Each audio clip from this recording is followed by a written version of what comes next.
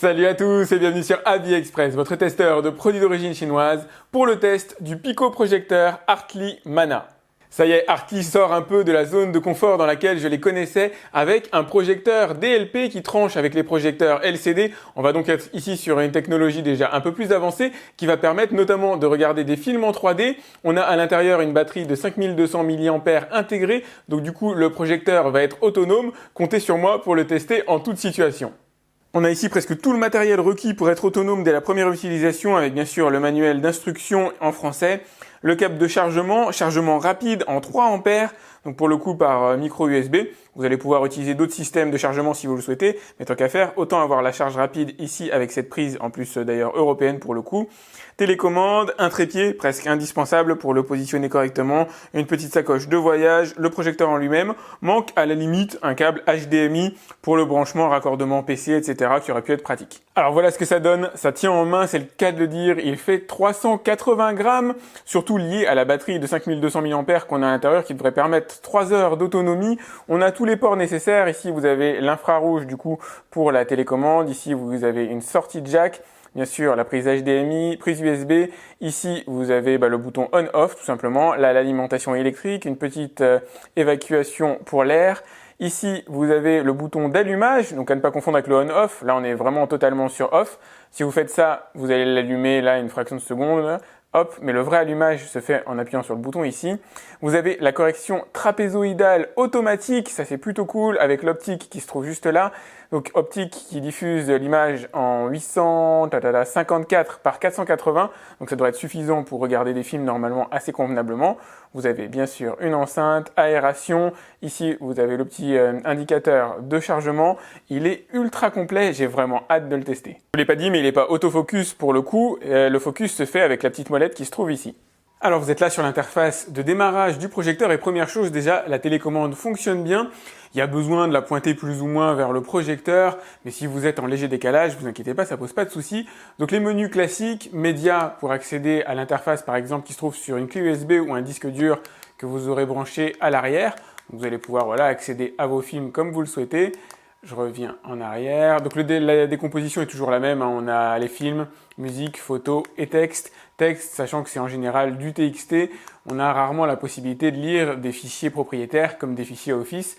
Alors, c'est pas vraiment un problème dans la mesure où de toute façon, c'est pas des projecteurs qui sont faits en termes de résolution pour aller lire des PowerPoint. On se fera peut-être un essai pour en voir au niveau précision. Là, bien sûr, vous avez la possibilité de brancher par exemple un ordinateur sur le port HDMI ou tout autre type de produit comme notamment la Chromecast. Si vous n'avez pas la Chromecast, vous avez l'option Miracast, vous téléchargez l'application, on fera le test, je le prendrai sur mon portable, ou idem si vous êtes sur iOS. Et là, vous avez la partie configuration, vous allez pouvoir configurer un réseau Wi-Fi en 2,4 GHz pour le coup, il ne prend pas en charge le 5 GHz, c'est pas le drame du siècle. Vous allez avoir les réglages basiques pour le projecteur, vous allez pouvoir accroître notamment la luminosité si jamais vous le souhaitez. Voilà, quelques options. L'automatique Keystone, on fera le point ensuite, hop, et l'horizontale aussi. Je reviens. Les réglages, la langue bien sûr sur le français, vous l'avez déjà remarqué. Page d'accueil, etc. Alors, minuteur, ça peut être sympa, notamment si vous avez tendance à vous endormir devant les films que vous utilisez, que vous regardez. Ça m'est arrivé souvent, donc du coup, c'est quand même assez pratique. Voilà, c'est information sur le projecteur. Moi, ce que je retiens, il y a deux manques. Le premier, c'est le manque de Bluetooth. J'aurais aimé pouvoir connecter une enceinte en Bluetooth, une enceinte extérieure pour le coup. Donc du coup, ça se fera par câble jack. Et deuxième, c'est au niveau des menus ici, j'aurais aimé avoir un accès à mon réseau. Puisqu'on est connecté en Wi-Fi, j'aurais aimé qu'il y ait une petite application d'accès ou de farfouillage du réseau local, ça aurait été cool, parce que du coup, je stocke certains trucs sur ma Freebox auxquels j'aurais aimé accéder là, directement par le projecteur, sans passer par mon téléphone.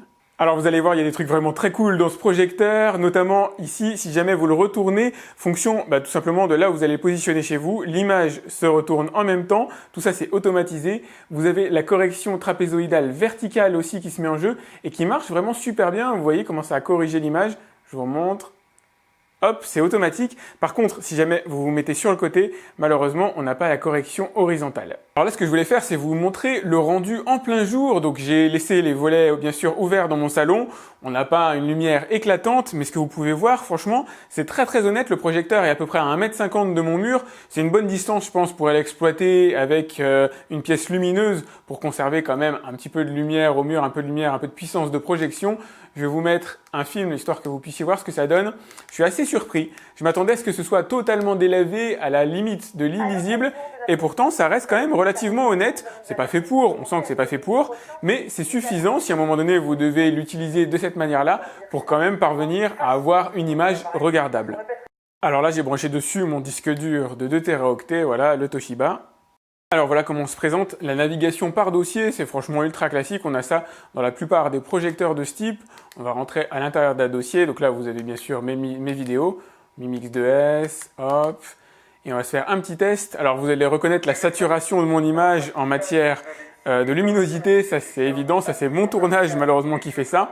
L'image est sensiblement saturée en matière de couleur, ça vous allez le remarquer aussi, mais là pour le coup, l'ultra-luminosité, c'est vraiment lié à ma déficience en matière de tournage vidéo. J'avoue, il faudrait que je m'améliore un petit peu sur le sujet, mais l'image est ultra regardable, c'est le moins qu'on puisse dire. C'est beau, c'est même précis, vous pouvez le voir de toute façon, vous pouvez lire les textes. Je suis pas le roi du film, mais je vais vous montrer des vidéos plus sympas que ça.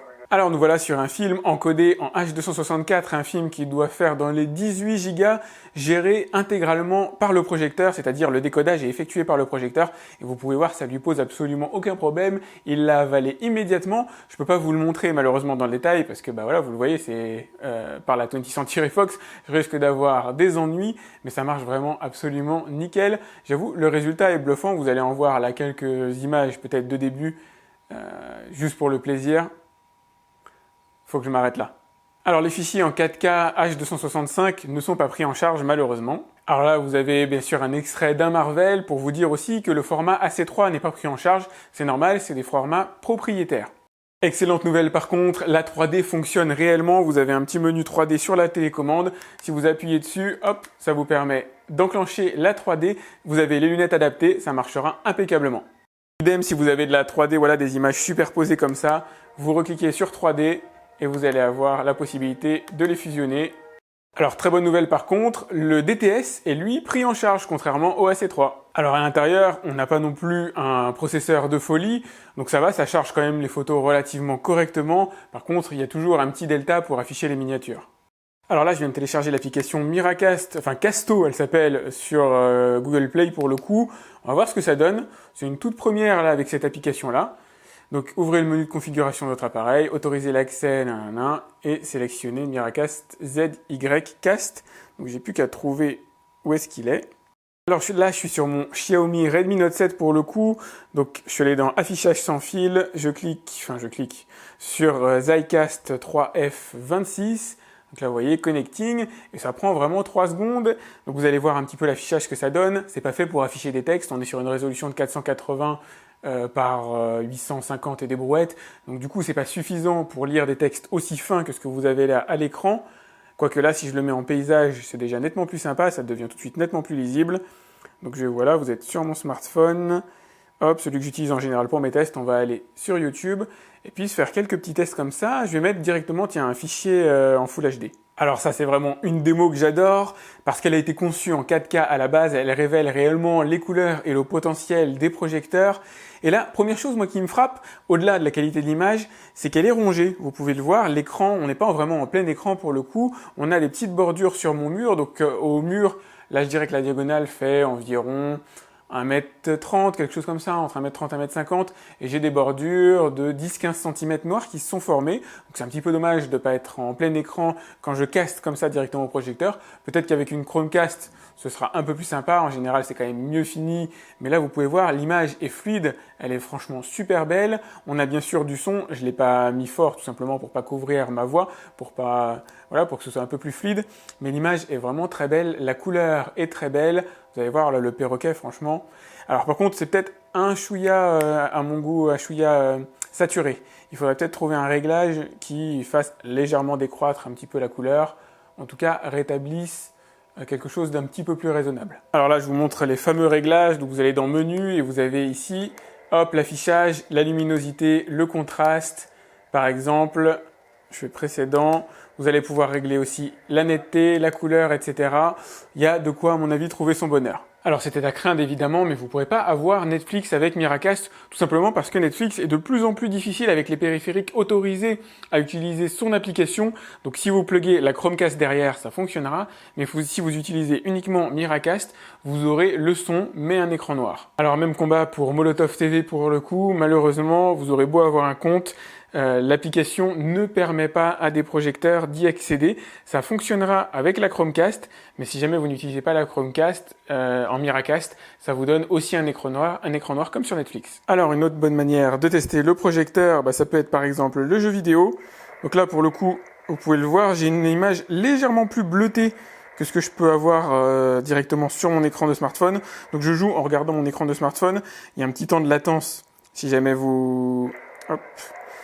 Si jamais vous jouez directement en regardant l'écran, là c'est vraiment fait pour diffuser vos parties, pour les montrer en live. Je vous emmène donc faire un petit voyage à Venise, vous allez voir franchement c'est top. C'est un peu dommage d'avoir toujours ce temps de latence, mais on l'a y compris avec la Chromecast, c'est pas inhérent au projecteur. Voilà, je veux juste vous montrer un peu la déco, la ville, etc. C'est pas une démo de jeu vidéo. Vous pouvez le voir, c'est pas encore totalement mon truc. Hop. Je vous montre un petit peu les canaux. La qualité d'affichage, c'est vraiment sympa. Pour une résolution quand même beaucoup plus basse que du Full HD, on obtient quand même une image qui est jolie.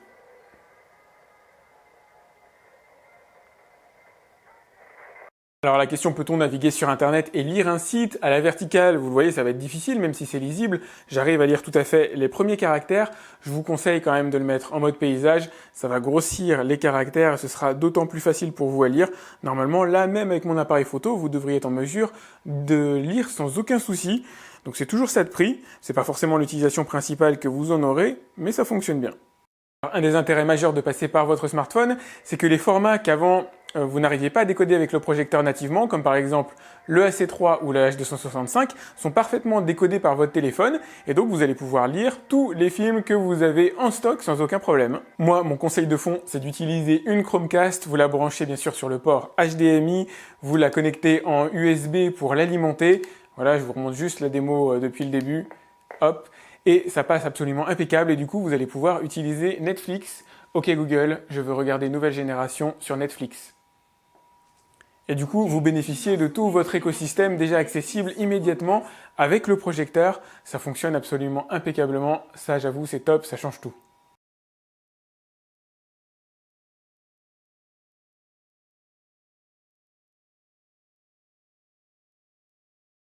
Et voilà, là, vous n'êtes plus sur Miracast, mais vous êtes sur ma Chromecast pour le coup. Donc, je vais relancer Molotov TV. Et normalement, on devrait pouvoir accéder aux chaînes télé sans aucun souci. En tout cas, c'est ce qu'on va vérifier là tout de suite. Allez, on va aller sur quelque chose qui posera pas trop de soucis en termes de droit. Là, pour le coup, c'est des reportages, donc ça devrait aller. Alors, j'ai l'image sur mon smartphone, mais j'ai pas l'image sur le projecteur, malheureusement. Et comme quoi, voilà, je dis des bêtises. Autant Netflix, ça fonctionne, que Molotov, ça marche pas. Ah, attendez, si je clique sur la bonne icône... Molotov TV, j'allais dire une bêtise. Super, ça marche. Bon, que demander de plus? Alors en matière de puissance sonore, on est quand même léger. Si vous avez une pièce totalement calme et qu'il n'y a pas un seul bruit, comme c'est le cas en général quand on regarde un film, ça va suffire. Là dans mon salon, ça remplit pas la pièce, mais j'entends de manière distincte, j'entends bien les voix. C'est sûr, ça va pas être le son de folie. Je vous conseille d'ailleurs de le raccorder à une enceinte. Donc on n'a pas le Bluetooth, mais au moins par un petit câble jack, ça vous permettra d'avoir un son peut-être un peu plus propre. Bon, c'est légèrement, c'est pas distordu, c'est pas un son magnifique, c'est pas un son féerique, c'est clair. C'est suffisant pour entendre correctement. Je vais essayer de vous faire écouter les pubs.